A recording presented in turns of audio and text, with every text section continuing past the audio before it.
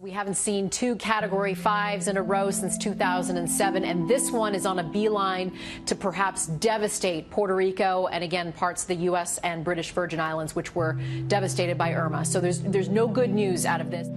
The winds are ferocious right now, gusting above 120 miles per hour, severing the tops of the palm trees and ripping off the boarding that's on buildings.